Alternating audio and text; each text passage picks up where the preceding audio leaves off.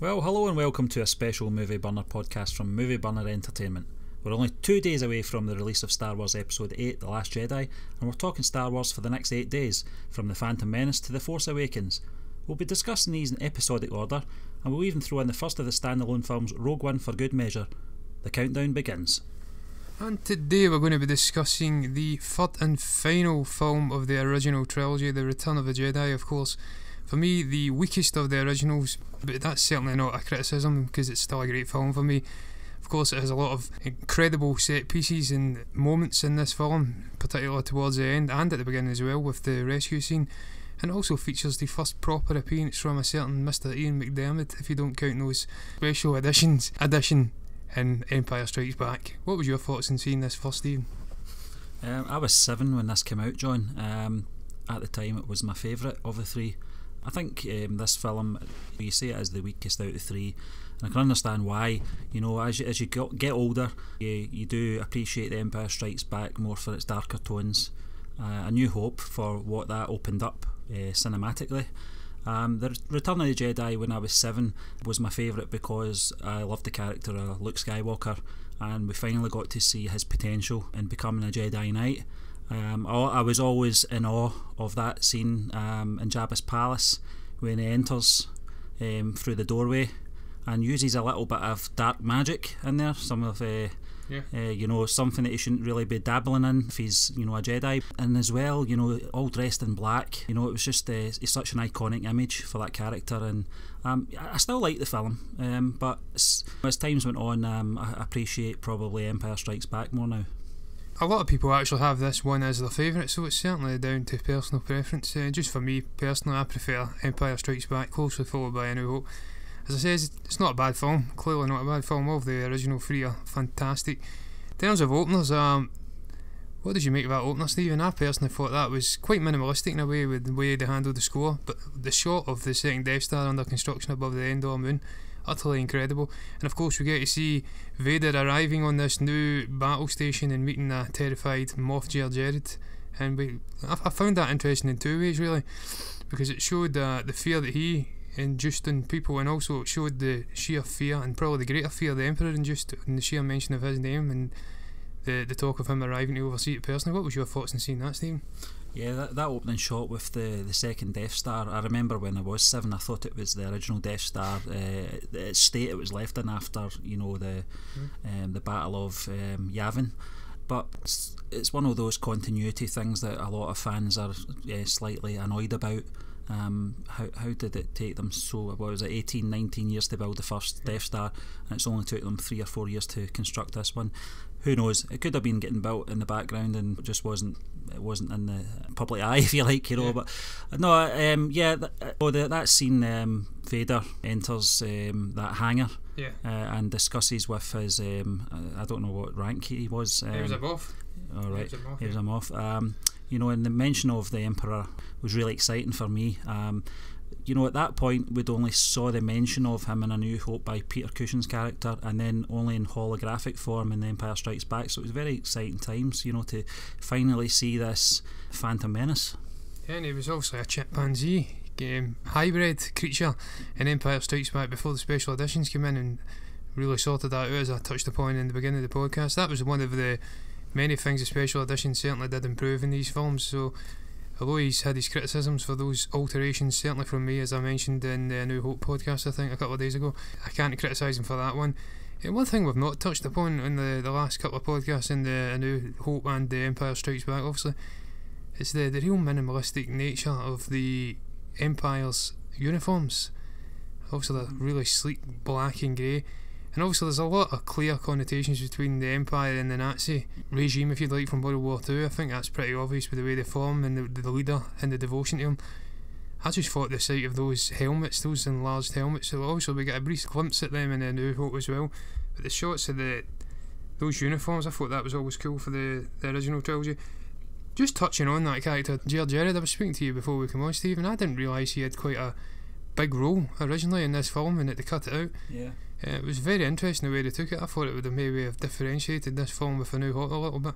Obviously there's been a lot of criticisms over the years that they've repeated the same ending, repeated the same weapon or terror in the film, if you'd like, mechanical villain, I don't know what you want to call it. Yeah, and this alternative take, he was really conflicted with what he was getting told to do. He was apparently the man overseeing the weapon, like the Grand Moff Tarkin style character, and he was quite conflicted, and it showed the conflict in him. It showed a humanity in the Empire, but obviously in the end they chose to go down that route with Vader and show him as a sort of a conflicted person with the human side inside him, if you like.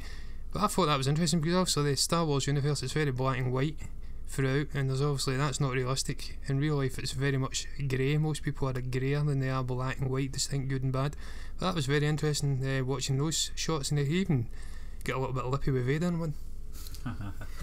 Yeah, there was two things that left us with The Empire Strikes Back, and one was obviously what was going to happen to the character Han Solo after he was captured by Boba Fett and taking him to Jabba's palace, which I was excited to see as well, and finally meet this character if we exclude the special addition in A New Hope.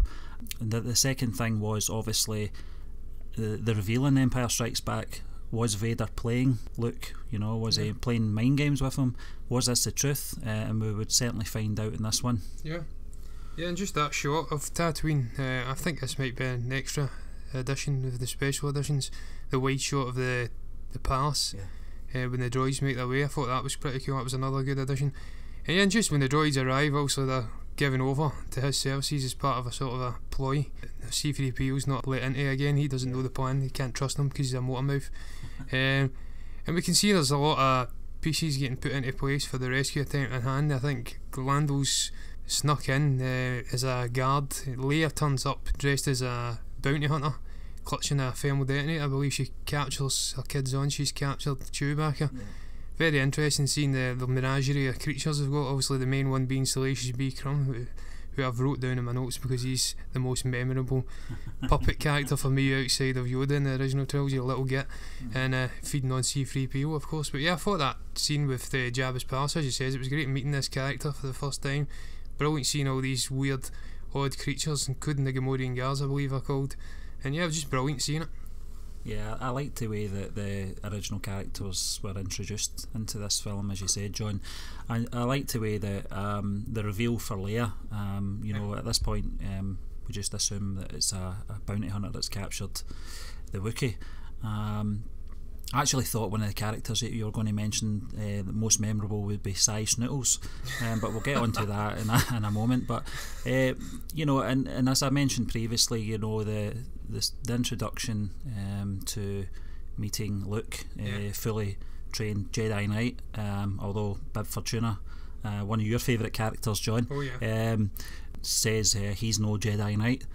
But this sets up the tone of the film very early on, and it does for a little while until we get to Endor, obviously, but we'll come to that in a moment. But yeah, I mean, I think it was one of the things that George Lucas was looking forward to doing. I think he really wanted to show the variety in this galaxy of species in A New Hope, and due to obviously budget restraints, and other studio obstacles that were in his way, left us, I'm very disappointed. He certainly did get his way in Jabba's palace. I lost count how many species are in that room, but it's a very interesting room, and we finally get to meet the big gangster himself, the big man, Jabba the Hutt. Yeah, and we also get to see that iconic shot of Princess Leia in the slave bikini, which was a nice addition. Obviously that's got a bit of infamy about it now. And then, as you said, Luke Skywalker turns up looking dapper as in his black uniform. And I thought that was a very deliberate ploy by George Lucas at the time. Also, we weren't sure, as you says, whether his father was telling the truth, whether he was going to succumb to the dark side. And I thought having him dressed in black was a nice little Willy Wonky sort of a moment. Certainly, I think he force chokes a Gamorrean guard on the way in, so that kind of a hints that he's going a little bit darker. And then he plays with Bib Fortuna, lovely. One of my favourite moments in this film. Certainly not from an action standpoint, but just for him using that force ability, I thought that was fantastic. As you says, we get to see him as a Jedi Knight, I believe he is at this point, very much trained in the ways of the force. and he makes him look like an absolute fool, which I loved. I think he says, "You've served your master well and you will be rewarded." And Jabba replies with, "You weak-minded fool," or he's using a Jedi mind trick, "You weak-minded fool." Utterly classic scene. And then that leads us on to the little showdown with the Rancor. Again, it's a bit of a dodgy stop motion thing, like the chessboard on the Falcon. Probably not aged that well now, but I actually enjoyed it at times because it showed the real ingenuity of the character, even without his lightsaber, that he could see off at something like this. And then you get to meet that horrific sweaty man, I don't know what his name was, that was mourning the death of the Rancor. Good lord. Yeah, the actual sequence itself is not too bad. It's the worst parts of those scenes are obviously when Luke is behind, when Luke is in front of the blue screen, when he's got to look like he's facing this mammoth creature. But the actual stop motion is quite impressive for its day.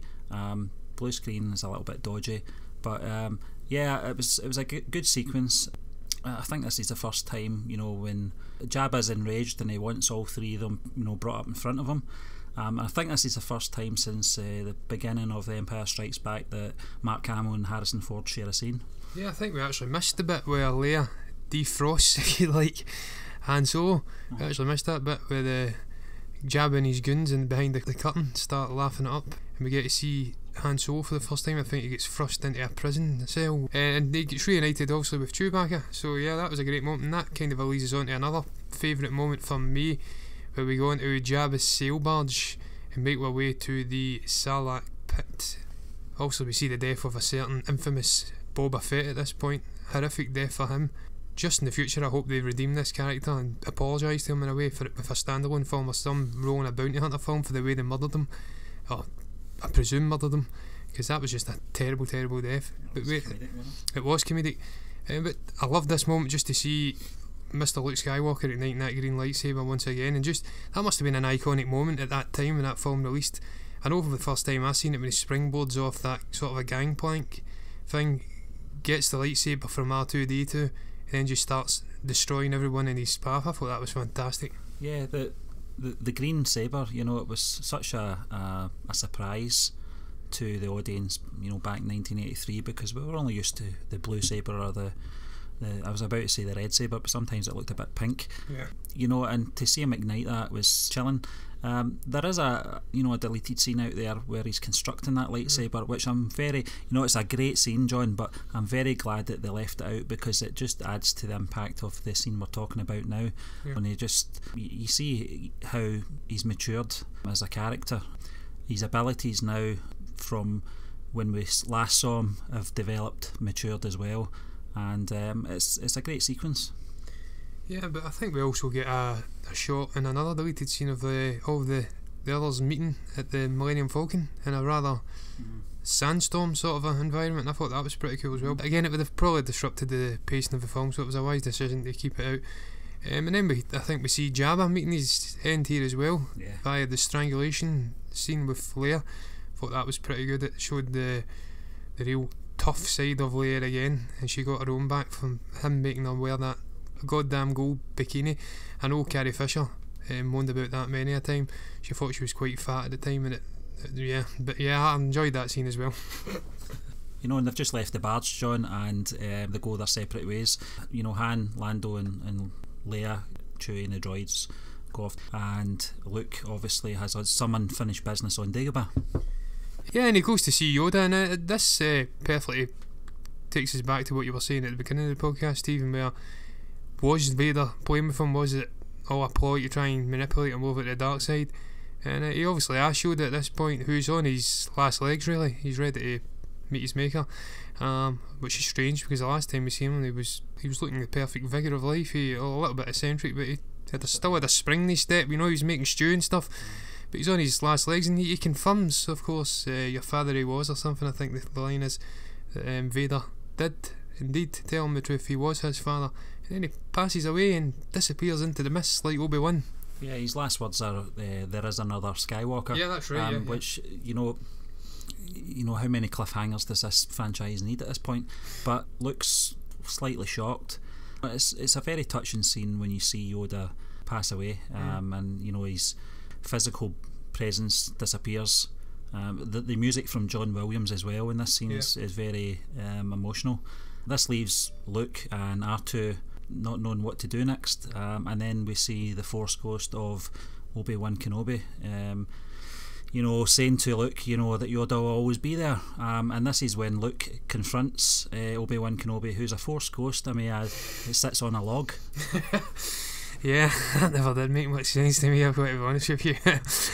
And yeah, he's confronting a ghost, and I tell you what, he was a sly ghost because he stayed in the shadows for how many? I think this took place pretty close after the end of Empire Strikes Back, didn't it? Because it says they were going to rendezvous in Tatooine at the end of that.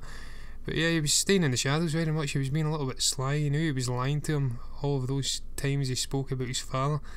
And then he pops back up when he thinks the time's right and he's died down. Luke's not having any of it. He gets tore right into him. I think he says, I was telling you the truth from a certain point of view. Yeah.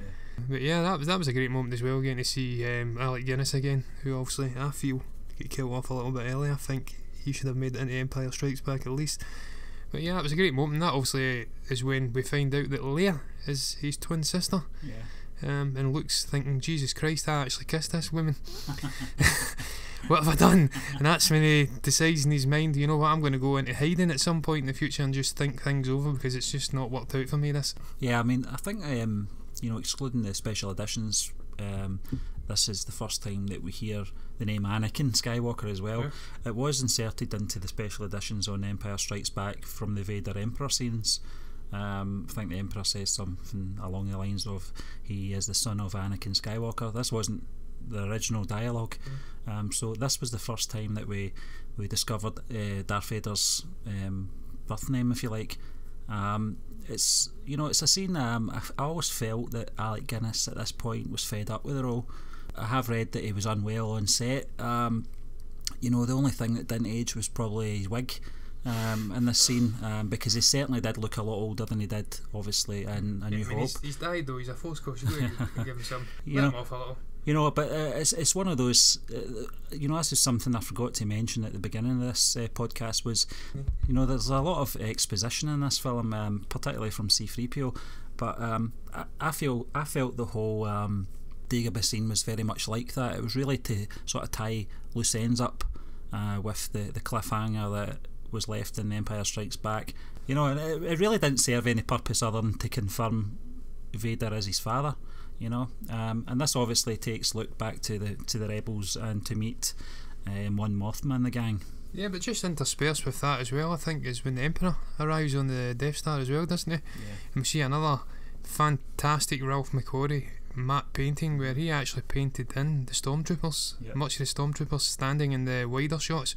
I always found that amazing how they managed to blend them in when they're obviously walking along the line from the shuttle he comes down out of. And I thought that was great. But yeah, that was a great moment as well, and I think you get a slightly better welcoming in terms of numbers than Vader did early in the film. That showed you the respect he was held in. It's the first time we see the Red Guards as well. It is the first time we see the Red Guards, you're quite right, Stephen. And that was just a great scene as well. And obviously they discuss a plan to turn Luke to the dark side, and I think it's the first moment we actually see him talk to Vader in the originals, isn't it, where he says, "Rise, my friend." And he also says, "Everything is proceeding as I have first seen." I know Mr. Lucas has always been famous for his horrendous dialogue in terms of the way it's kind of difficult to say, a bit convoluted, but a certain Mr. Ian McDermott done it very, very well there. Classically trained actor, John, very much in the vein of Peter Cushing, No, it's a great scene. It shows you now Vader's position in this whole thing. He's bowing to someone now. We never saw that before. Well, we did see it in the holographic scene, but obviously in front of the public. I don't think there's been a better villainous duo than those two. I mean, certainly not. Yeah, and obviously this is when they rendezvous with the rebels. I think we're first introduced to the character Mon Mothma as well. Yeah, and obviously that's when the rebels really try and formulate a plan for what's going to be done with the second Death Star. And we hear that other famous line from Mon Mothma. As you said, she's introduced here. But she said many boffins died to get this information, and I still to this day don't know what a boffin looks like. I don't think it's as famous as Crick Nadine's haircut. No. That horrific bowl cut, and you can just tell he's got some sort of a sweep over thing on there. It's a comb over, because that forehead's it's like that egg-shaped alien from that TV show. I don't recall what it's called. The Coneheads, that's the one, yeah. Yeah, and then we see Han, Leia, Luke, and a few others volunteer to go on the scouting mission to Endor to try and bring down the shield generator.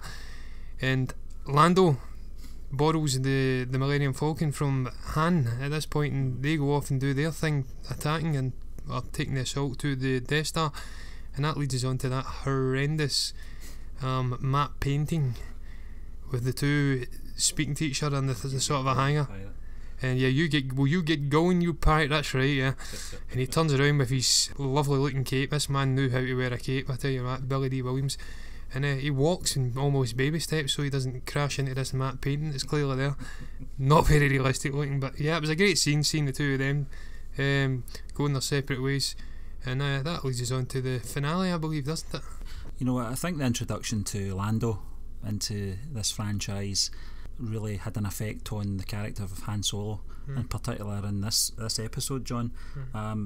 You know, Han could have easily have been the one in the Millennium Falcon flying the ship through the core of the second Death Star, but that was obviously left to Lando, meaning that Han as a character was very much redundant, you know, in Endor. Yeah, I think we touched upon this when we done the Harrison Ford profile, where we says there was no point in Han Solo in this film. He had no purpose apart from being rescued at the start, and the whole introduction to the film, really, that was really where his purpose ended. He was rescued and then there was no real need for him. He didn't do anything. I think he had a couple of jokes with Ewoks at the end, and that was really it. And he had the dancing, yeah. I'm maybe being a little bit harsh, he does do some things obviously, but yeah, there was no real need for Han Solo in this film. And then obviously they make their way down to Endor, and that's another fantastic scene for me when the Lambda class shuttle makes its way across the Star Destroyer, and I think he tells Chewbacca to fly casual, and Luke's a little bit aware of the fact that he may be putting the mission in jeopardy with his connection to Vader. It was a brilliant scene visually, and it was quite tense at the time. I remember when I first watched it, it was quite a tense experience seeing them. Are they going to get down, are they not? And then of course they're well aware of the fact that it's an old code they're using or something like that, but they let them through anyway because it's all a plan of the Emperor's to trap the rebels. Yeah, you know, this it kind of flits back and forth between the throne room in Endor right up to the film's climax. Now, when they're on that forest moon, it's one of my favourite sequences. It has aged a little bit now. Was obviously the Luke and Leia speeder bike chase with those scout troopers, I think they're called. It's one of my favourite, still one of my favourite scenes today, but it has aged. Yeah, I mean, watching that for the first time, it was absolutely epic. Yeah, the scout troopers. It was the first time I think we'd seen a variation of a stormtrooper, and it was superb. And it was so quick paced and exhilarating to watch.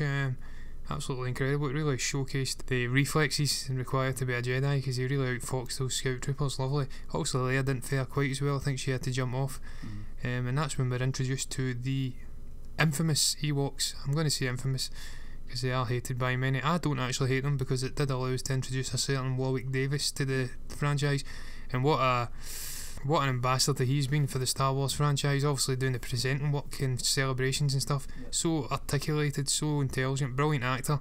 Gave him his start really, and that's one good thing that came from the Ewoks. Yeah, I think Jack Purvis was another one that played one of the Ewoks. He was actually a stand-in for Kenny Baker. I think Kenny Baker had a lot of health issues on set of Return of the Jedi, and Jack Purvis stood in to fill the shoes of R2-D2. No, I love everything about Endor. You know, I think it's such a scenic place. The introduction of the Ewoks, as you said, John, it wasn't a big issue for me when I was 7 years old. To be honest with you, they're not annoying or anything like that, and a lot of people, you know, think this lot brought down the Empire. Well, they didn't really. I mean, I think once you read the books by is it Chuck Wendig? Yeah, Chuck Wendig, yeah. You know, you realise that this battle isn't over anyway. You know, it's just one battle, you know, in a greater war. Yeah. But I felt it was executed well. People do complain about, you know, the use of sticks and stones with their armour and stuff like that. But you've got to oversee that. You know, I thought it was a way that they had to sort of tie things up, wrap things up. I know that George Lucas' intention was to use Kashyyyk and to have the battle against the Empire with the Wookiees, I think that would have been obviously epic. But it is what it is. I think that what saves this part of the film, the last third of the film, is obviously those intersecting scenes going back and forth between Endor and the throne room. And the throne room scenes to me are up there with any of the best Star Wars scenes. Yeah, I mean, also that ending is really a free sort of a perspective ending. You've got the battle outside, the space battle, which is one of the best space battles in any Star Wars film for me. Absolutely amazing, with Akbar obviously doing his famous "it's a trap." Lando and I forget his name. It's shocking that I can't remember his name, but yeah, they're also doing their thing in the Falcon, and they're making their way into that claustrophobic little tunnel to really end the Death Star. And then down the Endor, as you says, we've got the whole thing with the shield generator, trying to get that down. And then also we've got the throne room, which, as you say, is one of my favourite parts in any Star Wars film. I thought just the dynamic Luke, the Emperor and Vader, more so the Emperor and Luke. Vader was a little bit quiet.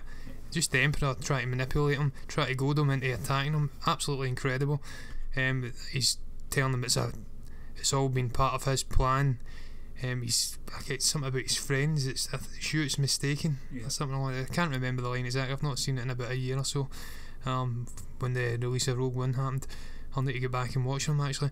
But yeah, just one of my all-time favourite moments in any Star Wars film. That dynamic between the Emperor, Vader, and Luke.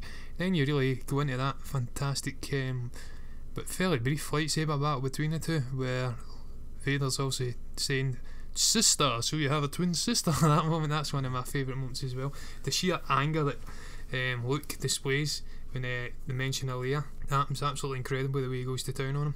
It's still the greatest scene in Star Wars saga for me, John. And John Williams' score throughout that scene is absolutely amazing. Luke's perma-rage, if you like, it's, he just explodes, and it's really the first time you see this character lose control, but it's necessary. In the grand scheme of things, he had to take Vader down. Although this was the Emperor's plan from the beginning for Luke to replace his father, Luke knew exactly when to withdraw. He knew exactly when to back off. He dealt with Vader, and as he said, that infamous line now about, you failed, Your Highness. I am a Jedi like my father before me, and throws his lightsaber away. It's a classic scene. It's a classic line from Luke, and it just enrages the Emperor just to dispose of him, really. I think it's the sight of Vader's prosthetic hand. When he sees that, he chops his hand off, doesn't he? And he kind of sees that and looks at his own hand and thinks, Jesus Christ, I'm turning into this guy, he's manipulating me here, and that really shuts him off, and he says, no, I'm taking a step back. It's just a fantastic moment. As you say, that lines up there with some of my favourite Luke lines, and that's why I cannot and will not tolerate him turning to the dark side in any of these films, because he's the ultimate good in this universe. He went face to face, toe to toe with one of the greatest villains, one of the greatest Sith Lords in the Star Wars galaxy, and he's seen him off. He didn't bow down to him, so there's nothing can turn him in my book. It would be an absolute affront to the character and Star Wars fans if he does get turned at any point in this new trilogy. I don't think he will. I hope he doesn't. But yeah, as you say, the Emperor then goes to town on him, wants to kill him, starts doing the Force lightning on him. It's the first time we get to see Force lightning, and what a sight that was. And then we see Vader redeem himself finally, and that is, and again, one of the great moments in a Star Wars film. He redeems himself and saves his son, throws the Emperor down the shaft, and we get that horrific screen that was added on the special editions. The Wallen screen. Yeah, I mean, this is the point in the movie. I want to ask you this actually, John. The title of Return of the Jedi. Who is the Jedi? Who is the Jedi that this title is referring to? Is it the return of Anakin Skywalker, or is it the return of Luke Skywalker? I think it's a double meaning. I think it might mean that Anakin's redeemed himself, he's back as a Jedi, but I think it also means Luke's became a Jedi Knight, as we says at the beginning. He's returning the Jedi to their past greatness, if you'd like. But as we've now found out in the subsequent releases, that didn't really come to fruition. But at that time, it was probably seen as the end of the Star Wars films as a whole. And yeah, it was the return of a Jedi to their previous prominences in the Return of Vader as well. Certainly wasn't a return for David Prowse. No. The introduction to classic actor Sebastian Shaw, who I think was 83 at the time. Yeah, and he looked it. My God, he looked it. Yeah, just having this character be this old when he takes the helmet off, it made no sense from a story standpoint. If George had indeed mapped out the prequels and the 3 films afterwards, or whatever he had, it made no sense to make him this old. I think the unaltered editions, he actually had bushy black eyebrows as well, which they've subsequently CGI'd out, and I think that's a right direction, a right move for them. But yeah, it was a great scene, a touching scene, really, quite an emotional scene. I think a lot of people who've maybe lost their father or family members and can relate to that really hits home with them. I know there's a couple of people like that. I think John Roca from Collider actually says it's one of his favourite moments in the Star Wars films. Yeah, brilliant scene, emotional scene for the characters, emotional scene for Luke. Obviously he's losing his father, who he's just redeemed, and yeah, that takes us back down to Endor and that famous pyre scene. Just before that, there's also another bit that I love about this scene, and it's that John Williams music. Yeah. Just when Vader passes, it almost sounds like a musical box. You know, one of those wind up musical boxes you get, and it's the Imperial March, but it's slowed down and it sounds almost like it's coming out a musical box. It's very emotional, and this obviously takes us down to the funeral pyre. You know, that John Williams score as well is very sad, you know, to see the character end that way. Obviously, you know, in a few moments' time, we get to see his Force Ghost, and he looks a lot happier. A lot younger. Yeah, and a lot younger in the special editions, yes. This takes us on to that's something that the original trilogy did so well, was the endings, with no dialogue. Usually it was a new score by John Williams, and obviously we get to see Lando clapping out of sync with the song. Yeah, they changed the song, didn't they, in the special editions. I don't think I recall the original, so I don't know whether that was a good decision or not. But yeah, I have to say, in terms of endings, obviously from a SAG ending perspective, it was a uplifting and euphoric ending, but it's probably not my favourite ending because they superimposed all these different cities in, and it was just wasn't very good. But yeah, I mean, overall, I mean, it's a fantastic film. It really is. It's not as good, as I said, as the original first two for me, but certainly up there, and it's got some incredible moments. Yoda passing away, the lightsaber battle, the moments with the Emperor and Luke, that space battle is my favourite personally. The rescue of Han, it's got so many great moments in it, and yeah, it's probably still my joint 4th best Star Wars film for me. Yeah, I think at this point, you know, all the actors, Mark Hamill, Carrie Fisher, and definitely Harrison Ford, probably had enough of Star Wars at this point. Yeah. I think Lucas as well. I think by including Leia as a sister, I think he wanted to speed up the process and concluding and tying all these loose ends up very quickly. I think at this point his eyes were more focused on Indiana Jones and doing other films. He certainly did mention, you know, and Mark Hamill's confirmed this in an interview around about the time of this release, that they would revisit this in 30 odd years time, which has obviously happened now. But I think, you know, overall for me, John, it was probably my favourite out of the 3 when I was a lot younger. I still enjoy it. It's still a good film. There is a few flaws in there. Too much exposition for me. Han Solo, the character, just a drop in standards from the first 2. Was very disappointing, but I finally got to see Luke Skywalker as a Jedi Knight as well. Yeah, it's one of my favourites. It's probably my 4th favourite Star Wars film as well. Well, everybody, that's us now finished with our discussion of The Return of the Jedi, and we'll be back tomorrow to discuss the first of the new sequel trilogy, obviously The Force Awakens. And thank you for listening again, guys, and goodbye.